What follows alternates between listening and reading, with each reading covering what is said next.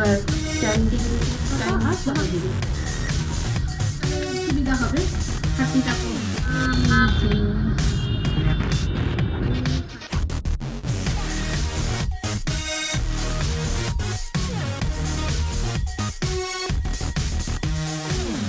Good evening.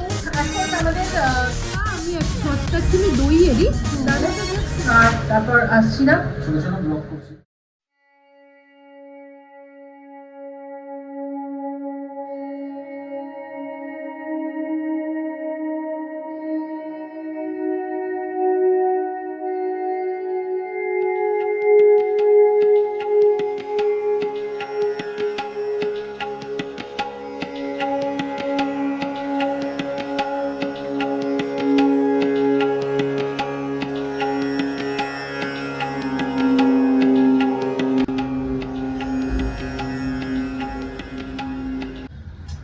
High, আমি ইপসিতা। সবাইকে আমাদের চ্যানেলে স্বাগত জানিয়ে শুরু করছি একটা নতুন ব্লগ। এখন যেটা দেখছেন নাড়াঘাটা করছি সেটা হচ্ছে মাছের ঝোলের মশলা। তো সকালবেলা ঘুম থেকে উঠে ব্রেকফাস্ট হয়েছে। ব্রেকফাস্টে আজকে ব্রেড আর কফি দিয়ে সেরে নিয়েছি, সেই জন্য বিশেষ কিছু দেখানো ছিল না, তাই দেখাইনি। সকালবেলা উঠে আর তারও আগে যেটা হচ্ছে সেটা হচ্ছে পুজো দেওয়া। তো আশা করি ব্লগের প্রথমেই দেখে নিয়েছেন যে দিনের শুরুটা আমার কিভাবে হয়েছে। পুজো করেছি, আপনারা দর্শন করলেন। বাবা বিশ্বনাথ আমার সিংহাসনে যিনি বিরাজ করছেন উনি বাবা বিশ্বনাথ, তার সাথে বজরংবলী পঞ্চমুখী হনুমানজি পুজো করি। তো সেটা করে তারপর হচ্ছে গিয়ে ব্রেকফাস্ট, তারপরেই চলে এসেছি রান্নার তোড়জোড়ে।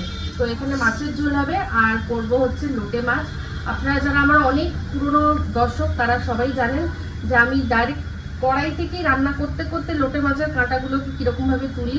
তো সেটা একটু হালকা করে আপনারা যারা নতুন আছেন তাদেরকেও দেখাবো, যদি কারোর কাজে লাগে। কারণ লোটে মাছটা একটা এমন মাছ না, মোটামুটি সবাই খেতে ভালোবাসে, কিন্তু কাঁটার ঝামেলার জন্য একটু অ্যাভয়েড করে। ওই গুঁড়ো গুঁড়ো কাঁটাগুলো মুখের মধ্যে লাগে, বিরক্ত লাগে। যদিও ওই নরম কাঁটা চিবিয়েই খেয়ে নেওয়া যায়, আমি তো চিবিয়েই খেয়ে নিই, কিন্তু তাও অনেকেরই অসুবিধা হয়, বিশেষ করে বাচ্চাদের দেওয়ার জন্য।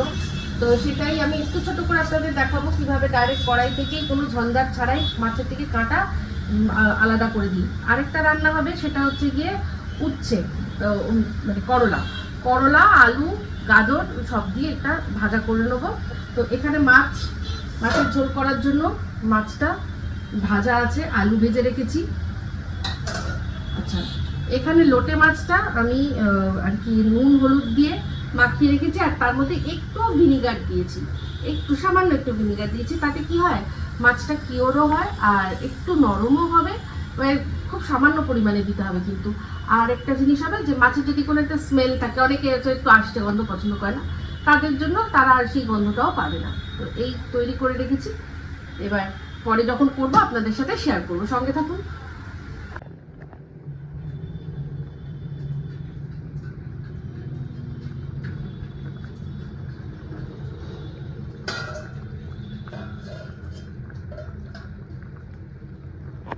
বসিয়ে দিয়েছি, আর এই যে মাছের ঝোলের অবস্থাটা একবার দেখি। এর আগে একবার চেক করেছিলাম, আলুটা দেখি চেক করি।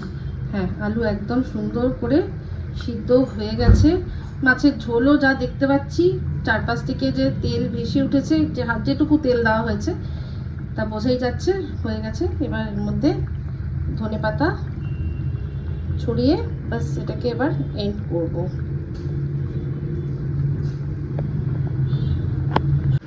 আর সবশেষে দুটো কাঁচা লঙ্কা চিড়ে দিয়ে দিয়েছি। আমাদের মাছের ঝোল পুরো রেডি। এবার স্ট্যান্ডিং টাইম দিতে হবে, ভাত হবে। ব্যাস, মাছে ভাতে বাঙালি, ওদিকে ভাত হচ্ছে, এদিকে মাছ, আর কি চাই। তো ওপরে ধনেপাতা আর কাঁচা লঙ্কা ছড়িয়ে মাছের ঝোল আর কি করলাম, ফিনিশ করলাম রান্না করা। আর গ্যাস বন্ধ করে অন্য কাজে লেগে পড়বো।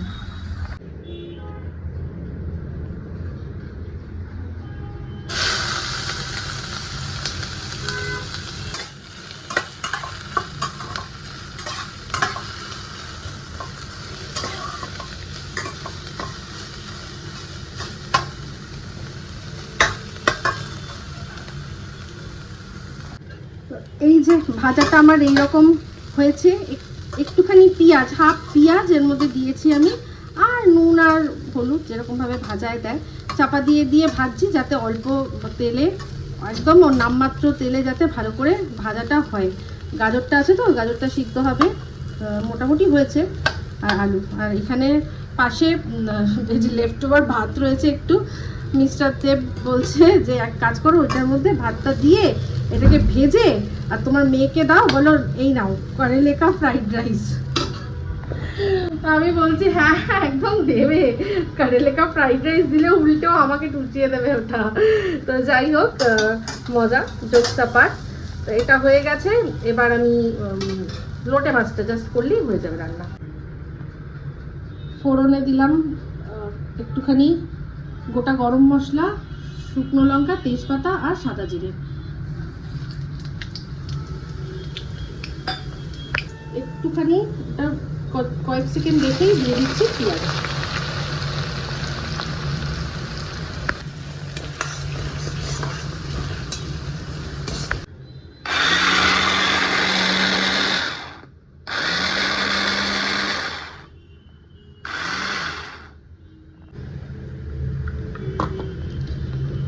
পেঁয়াজটাও এটা দিয়েই চপ করেছিলাম, আর এই টমেটোরও একটুখানি এর মধ্যেই চপের থেকেও বেশি একটু পেস্ট মতো করে নিয়েছি। এই যে দেখুন এখানে পেঁয়াজ কিন্তু ভাজা হচ্ছে, খুব ভালো করে ভাজা। আর এই যে দেখছেন কুচি কুচি, এটা কিন্তু ওই আমার মেশিনটাতেই করেছি। অনেকেই আমার কাছে এই মেশিন বলেছিলেন যে এটা কোথা থেকে কিনেছো। এইটা আমি যে কিনেছি না হ্যান্ড ব্লেন্ডারটা, এই হ্যান্ড ব্লেন্ডারটা আমি আজ নয় অনেক বছর পুরনো আমার এই হ্যান্ড ব্লেন্ডারটা। তখন মানে এইরকম এত অনলাইনে এত কেনাকাটা চল ছিল না, তবে নতুন নতুন শুরু হয়েছে। টিভিতে নাপতোল আর এরকম কয়েকটা স্ন্যাপডিল বা এরকম ধরনের কিছু কিছু প্রোগ্রাম হতো। তো ওই রকমই একটা প্রোগ্রাম থেকে আমি হ্যান্ড ব্লেন্ডারটা কিনেছিলাম। এটার অ্যাটাচমেন্ট আছে দুটো, চাটনি অ্যাটাচমেন্ট, আরেকটা বড় দেখে অ্যাটাচমেন্ট ছিল, সেটা কোথায় আমার এই বাড়ি দুবার শিফটিংয়ে খুঁজে পাচ্ছি না। তবে আমার মেনলি যেখানে চপিং আর যেটাতে ওই চাটনি অ্যাটাচমেন্ট আছে ওই দুটোই লাগে, যে দুটো লাগে সেই দুটোই মানে যত্নে আমি রেখেছিলাম। আরেকটা কোথায় গেছে গিয়ে। তো তাই এটা আমি লিঙ্ক দিতে পারবো না, কিন্তু এইরকম ধরনের এখন প্রচুর পাওয়া যায়। হ্যান্ড ব্লেন্ডার বলে খোঁজ করলেই পেয়ে যাবেন। এবার যেটা ভালো দেখবেন যে রেটিং আছে সেরকম দেখে শুনে ভালো একটা কোনো সাইট থেকে বা দোকানেও গিয়ে কিনে আনতে পারেন। খুব কাজের জিনিস। এই পেঁয়াজগুলো মানে ছাড়িয়ে 4 ভাগ করে দিয়ে দিলাম, একদম কুচি, যত কুচি চাইবেন আপনি একদম মিহি মিহি কুচি সুন্দর করে হয়ে যাবে। তো যাই হোক, এখানে আমার পেঁয়াজটা খুব ভালো করে ভাজা কিন্তু হ্যাঁ হয়ে গেছে। একটু আলোটা কমছে, মানে একটু দেখলাম যে কি বলে ওটাকে, আকাশটা একটুখানি মেঘলা হয়েছে, দেখাচ্ছি। এই যে দেখুন আকাশটা একটুখানি মনে হলো যেন রোদের তাপটা একটু কমেছে। এই আমার জানলা থেকে, রান্নাঘরের জানলা থেকে যা দেখা যায়, যেটুকু আকাশ সেটুকুই আপনাদের সাথে শেয়ার করছি। একটা জানলা খুলেছি, দুটো খুলিনি, হাওয়া প্রচুর আসে। যাই হোক, পেঁয়াজটা ভালো করে ভাজা হয়ে গেছিলো, এর মধ্যে টমেটো বাটাটাও দিয়ে দিয়েছি। তার টমেটো বাটা যেই কাঁচা ব্যাপারটা চলে যাবে তখনই এর মধ্যে আদা রসুন দিয়ে দেবো। এইগুলো আর কি শেয়ার করবো সবই আপনারা জানেন, বরং শেয়ার করবো কীভাবে কাঁটাটা তুলছি। মশলা মোটামুটি কষা হয়ে গেছে, এর মধ্যে পেঁয়াজ, আদা, রসুন, শুকনো লঙ্কা, হলুদ, জিরে, সামান্য ধনে সব দিয়ে কষাচ্ছি টমেটোটা দেওয়ার পর থেকে। এবার মাছগুলো দিয়ে দেবো। আচ্ছা, মাছ আমি গুনে গুনে দেবো। হ্যাঁ, এই দেখুন 1 2 3 4 5 6 7 8 9 10 11 12 13 14। ঠিক আছে, এবার এর মধ্যে দিয়ে দেবো আমি মানে ওই হালকা করে নুন দেবো। নুন হলুদ মাখানো ছিল, তা ওই মশলার আন্দাজে আমি একটু নুন দিয়ে দিচ্ছি। দিয়ে এবার এটাকে চাপা দিয়ে রাখবো। তো এবার চাপা দিয়ে রাখছি খানিকক্ষণ। মাছটা গুনে গুনে কেন দিলাম বলুন তো, যেরকম গুনে গুনে মাছ দিয়েছি তেমনি গুনে গুনে যাতে ওই শিরদাঁড়াটা পুরো, যেটা শিরদাঁড়াটা বা কাঁটাটা, যেটা মেন কাঁটা, ওটা যাতে বার করতে পারি। 14 পিস মাছ দিয়েছি, তার মানে 14টা শিরা মানে শিরদাঁড়া হওয়া উচিত, মেরুদণ্ড হওয়া উচিত। তো সেই জন্যই গুনে গুনে দেওয়া। তো বেশ খানিকক্ষণ ঢাকা দিয়ে রেখেছিলাম, দেখুন কতটা জল বেরিয়েছে, জল ছেড়ে দিয়েছে। এইবার খুন্তি দিয়ে এরকমভাবে খোঁচা দিয়ে দিয়ে মাছের কাঁটার থেকে মাছগুলোকে আলাদা করে দিয়ে তুলে নিতে হবে। গুনে গুনে 14 পিস মাছের এটা তুলে নিলেই হয়ে যাবে। দেখুন একটা বার করে নিয়েছি, ঠিক আছে। মাছ, এই মাছ মানে যারা এরকমভাবে ঝুড়ি খাবেন তারা চেষ্টা করবেন একটু বড় দেখে মাছ নিতে। হ্যাঁ, কম কম মাছ হবে তাহলে সুবিধা হবে, খাটনিটা কম হবে। গোটা রাখতে হবে, পিস করলে হবে না। পিস করলে হবে না, মানে হবে তোমার খাটনি বেশি আর কি। আমি পাইনি বলে আজকে এই সাইজ। মোটা মোটা মাছ যদি হয়, লোটে মাছ, লোটে মাছ গোটা গোটা মোটা মোটা মাছ যদি হয়, কমসে কম 5-6 পিসেই 1 কিলো হয়ে যায়, এরকম সাইজও হয়ে যায়। হ্যাঁ, তাই না? তো এই যে দেখুন একটা মাছ তুলে নিলাম। তো এরকম ভাবেই সব কটা মাছের আমি কাটা সরিয়ে নেবো, একদম কাটা পাবেন না। কাটা পুরো সরে যাবে সব কটা। এই যে মাছের থেকে জল বেরিয়েছে, এবার এটাকে শুকাতে হবে। এই দেখুন, এই যে 14টা মাছের কাটা কিন্তু তুলে রাখা আছে। আর এখানে আমি শুকনো লঙ্কাটাও সরিয়ে রেখেছি, কারণ এটা আমার ছেলেকে খাওয়াবো। তো বেশি যদি লঙ্কাগুলো ঘেটে ঝাল হয়ে যায়, কাঁচা লঙ্কা বেটে দিয়েছি, কাঁচা লঙ্কার ঝালও খায়। তো এবার এটাকে ভালো করে শুকাতে হবে। একটু সময় লাগলো, কিন্তু ধৈর্য ধরে একটুখানি টেকনিক্যালি করলে কিন্তু কাঁটাগুলো উঠে যাবে। এর মধ্যে এখন কোনো কাঁটা নেই, আরামসে এটা এবার ভাত দিয়ে একটুখানি মেখে ফেলেই ব্যাস অনেকটা ভাত খাওয়া হয়ে যায়। এবার এর মধ্যে মানে আর দেখানোর কিছু নেই, ধনেপাতা কাঁচা লঙ্কা দিয়ে নামিয়ে কিরকম হলো লাস্টে সেটা না হয় নিয়ে আসছি। লোটে মাছ কিন্তু আমার প্রায় কমপ্লিট। দেখুন এই যে ধার দিয়ে কিরকম তেল ভেসে এসছে। এবার একটু ভালো করে মিক্স করে দেবো। এর মধ্যে আমি ধনেপাতা আর কাঁচা লঙ্কা দিয়েছি। আর এই যে কড়াইয়ের তলায় এই যে হালকা হালকা একটুখানি একটু লেগে যায় হালকা, সেটা কিন্তু তাতে টেস্ট ভালো হয়। সেটা আমার শাশুড়ি মা বলে যে একটু লেগে যাবে বাঁধাকপি, তারপর এই সব লোটে মাছ, তাতে টেস্ট বৃদ্ধি হয়। তো দেখুন এটা আমার টেস্ট বৃদ্ধি অলরেডি হয়ে গেছে। ভালো করে এবার একবার নাড়াচাড়া করে নেবো, নিয়ে নামানোর আগে আবারও একটু ধনেপাতা দিয়ে নামিয়ে নেবো।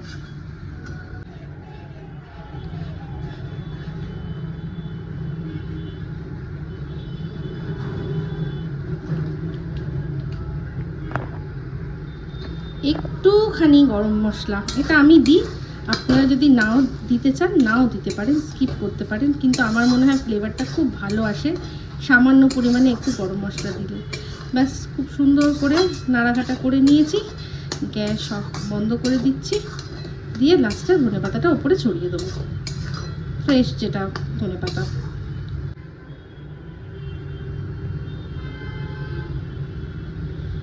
এক থালা ভাত খাওয়া হয়ে যাবে এই দিয়েই।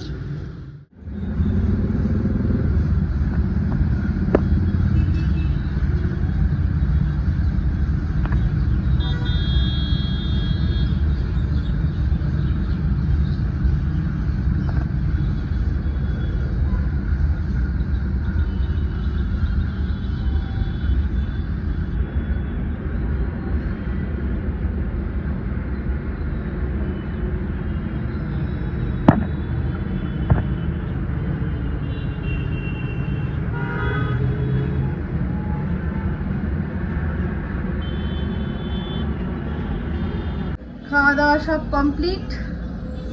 ও বাবা, এদিকটা আসলাম, দেখছি যে সুন্দর মেঘ করে এসেছে। আমি রান্না করতে করতেই বলছিলাম না, তো আমাদের ইয়েকে খেতে দিলাম। আমার বারবার মুখে স্কাই নামটা আসে। এর আগে আমার একটা ফাইটার ফিশ ছিল, নাম দিয়েছিলাম স্কাই, এখন যে আছে ওর নাম ফায়ার। বাট আমার মুখে বারবার, আমারও মনের মধ্যে শুধু স্কাই স্কাই চলতে থাকে। কি গো, বৃষ্টি হবে কি মনে হয়?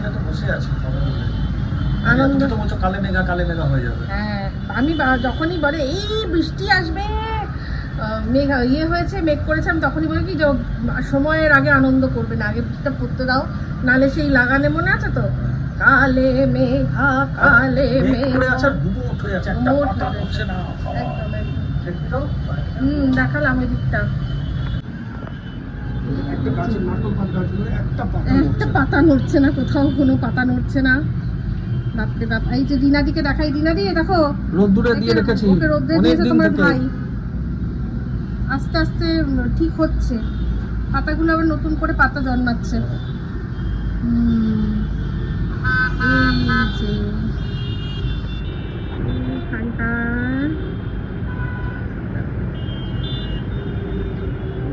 ওই দূরে আমার আঙুলের দিকটা, এই জায়গাটা, ওইখানটায় আঙুলের ওখানটা লম্বা একটা দাগ দাগ দেখা যাচ্ছে, ওটা 40 feet। অবশেষে সব অপেক্ষার অবসান ঘটিয়ে আসলো ঝড়। সন্ধেবেলায় নামলো বৃষ্টি, ঝড়ের পিছে পিছেই আসলো বৃষ্টি। আর এই অংশটা আমি কেন যে ভয়েস ওভারে বলছি তার কারণ হচ্ছে গিয়ে আমার ফোনটা খুব ডিস্টার্ব করছে, এই অংশে কোনো আওয়াজ রেকর্ডই হয়নি। আপনারা আমাকে বলেন না যে কেন রোজ ব্লগ দাও না, এটাও না একটা কারণ। আমার ফোনটা এত ডিস্টার্ব করে, ফোনের সাথে যুদ্ধ করতে করতে আমার আর মনই হয় না যে আর কি আমি ব্লগ রোজ করি। তো যাই হোক, সেটার সমাধান খুব তাড়াতাড়ি করব। তো এখানে দেখুন টাপুর শুয়ে আছে, ওর শরীরটা খুব খারাপ লাগছিল, মাথা ব্যথা করছিল, তাই জন্য ওকে একটুখানি বাম লাগিয়েছে, দিয়ে ওর মাথায় একটু হাত বুলিয়ে দিয়ে আমরা টিভি দেখছিলাম। আর মনে হলো যাই একটু বারান্দা দিয়ে দেখি যে কেমন লাগছে। ঝমঝম করে বৃষ্টি হওয়ার পরে তারপর বৃষ্টিটা থামলো, বেশ ভালোই লাগছিল কিন্তু। গুড ইভিনিং, এখন আমাদের অনেকটাই রাত হয়ে গেছে, এখন আমাদের ডিনার টাইম হয়ে গেছে। তো আজকে ডিনারটা হচ্ছে গিয়ে আমাদের কি দেখাচ্ছি তার আগে বলি যে আজকে ওয়েদারটা বেশ সুন্দর হয়েছে, দারুণ একটা দারুণ বাতাবরণ হয়েছে, বৃষ্টি পড়েছে, ওয়েদারটা একদম ঠান্ডা ঠান্ডা। এই যে আমি জানলার কাছে দাঁড়িয়েছি না, মনে হচ্ছে ন্যাচারাল এসি, খুব ভালো। তো আমাদের খাবার কি সেটা পরে দেখাচ্ছে, এখন দেখাই টাপুর কি খাচ্ছে। একটা স্যালাড বানিয়েছে, কি আছে এর ভিতরে? এই স্যালাডটার মধ্যে আছে হচ্ছে গিয়ে বয়েলড এগ আর বয়েলড ক্যারট, শসা দেখতে পাচ্ছি, পেঁয়াজ দেখতে পাচ্ছি, মেয়োনিজ আছে, আর মনে হয় মাশরুম আছে, এই যে মাশরুম, আর দই নাকি? হ্যাঁ, সসটা অ্যাকচুয়ালি দইয়েরই, তার মধ্যে জাস্ট হাফ টেবিল চামচ মেয়োনিজ টেস্টের জন্য, আর গরম মশলা, এই গোটা কি আছে মশলা কিছু নেই, শুধু সল্ট অ্যান্ড পেপার আছে, বাহ, আর কিছু না। হ্যাঁ, তো এটাই আজকে ডিনার হয়ে যাবে, স্যালাডটা। আর আমাদের এখন কি আছে দেখি, আমাদের এই যে ডিমের অমলেটের ঝোল, এটা গরম করা হচ্ছে। ঠিক আছে, থাক বন্ধ থাক, আর এটা দেখা যাবে কিছু নেই। আর এখানে রনুর জন্য চিকেন করা হয়েছিল, সেখান থেকে একটু আছে, এটা দিয়ে ওর হয়ে যাবে। তো এই হচ্ছে ব্যাপার, আমাদের ডিনারও বলে দিলাম কি হয়েছে। তো চলুন, এই বলেই ব্লগটা এখানে এন্ড করছি। সব গুছাবো খাওয়া দাওয়া হয়ে গেলে, আর তারপর আসছি না, ছোট ছোট ব্লগ করছি। ঠিক আছে, তো অবশ্যই কেমন লাগলো কমেন্টে জানাবেন। সবাই ভালো থাকবেন, সুস্থ থাকবেন। এই ব্লগটা ভালো লাগলে অবশ্যই একটা লাইক করে দিয়ে যাবেন, ঠিক আছে? আর চ্যানেলটা সাবস্ক্রাইব না করে থাকলে সাবস্ক্রাইব করে দেবেন। সবাই ভালো থাকবেন, সুস্থ থাকবেন। আবার আসছি খুব শীঘ্রই এক নতুন ব্লগ নিয়ে। তো চলবে হে ফ্রেন্ডস, তো আমি याद रखना।